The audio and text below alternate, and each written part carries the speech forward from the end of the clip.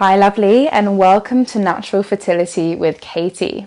Now today we have how do I manage mood swings at work? So have you ever been in your premenstrual phase or PMSing at work and you just think one more thing is going to send you over the edge? Whether it's a comment or a criticism from a coworker or just more demands being thrown at you, it can be a little bit overwhelming at the best of times, never mind when our hormones are a little bit all over the place. So today I have for you 10 tips which are going to really help you through these mood swings that come in the premenstrual phase. So first of all, do not let yourself get hangry. This is when you're hungry and angry, and it's way worse in your premenstrual phase. This is because progesterone rises in this phase of your menstrual cycle, and with it, your metabolism slows down, So this means that you're basically wanting to eat lots of food, and if you don't eat lots of food, you're not going to feel too great. Second of all, don't let yourself get on a caffeine roller coaster, so try and avoid the coffee if possible. Instead, number 3, have some calming teas like chamomile or some feel-good teas like Damiana, which are really helpful. Number 4, avoid hangovers like the plague. You really don't want to be feeling that extra bit of irritability on top of how you might already be feeling. Number 5, avoid sensory overwhelm as much as humanly possible. And this might be underestimated and more important for some people than others, but if our senses get really overwhelmed, it can actually contribute to this sense of irritability, mood swings, wanting to cry. So things like, first of all, taste. Have a really mild lunch. Avoid the really spicy food or things that are really difficult to digest. Make sure you're not being overwhelmed by bright lights or blue light on your screen. So if you can put on your nighttime mode or download an app which is going to help make the screen a little bit more yellow, that's always good.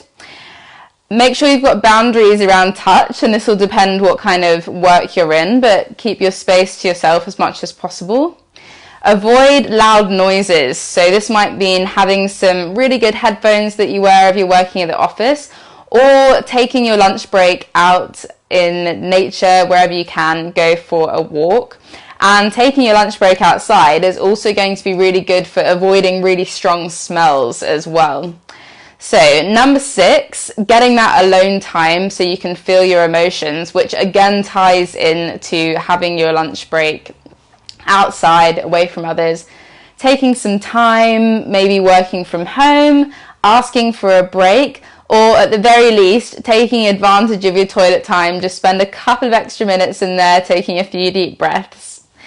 Number 7, prioritize self-care as much as possible before and after work. So don't let that routine slip. Number 8, take deep breaths often. We can often find ourselves breathing into our chest and we're getting really overwhelmed. So just breathing deep down into the stomach as often as you can whenever you notice it. And the more you practice this, the more aware you'll become of it as well. Number 9, move your body to shake that stagnant energy out of you. So it might literally mean shaking, taking a big stretch, doing a bit of yoga, office break. It depends what kind of work environment you're in as to how much you can do this. But even just going for a walk is really great. And number 10, depends again where you're working, but you can ask your colleagues for support. So this might mean having a really open discussion about this with your colleagues in a meeting, which would be really cool, and saying, hey, when the ladies are menstruating, let's offer each other a bit of support. And if you're in a less progressive work environment, it might be nudging a close workmate and coming to an agreement that you'll let each other know when you're in your premenstrual phase, and you'll kind of help each other pick up the slack. And if someone's being a bit over the top, then you can kind of not stick up for them, but you know what I mean, just offer them a bit of extra support. So what do you think of these tips? If you like them, then let me know and give me a like. And add any tips that you have as well in the comments. I'd love to know more about what you do in your workplace to help you manage mood swings. And if you know someone who really needs to see this, I'll ask you to share it with them in a really considerate way. You don't want to be saying, hey, you're really moody at work, you need to watch this video.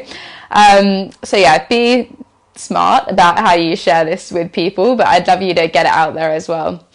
Thank you so much for watching, and I will see you next week.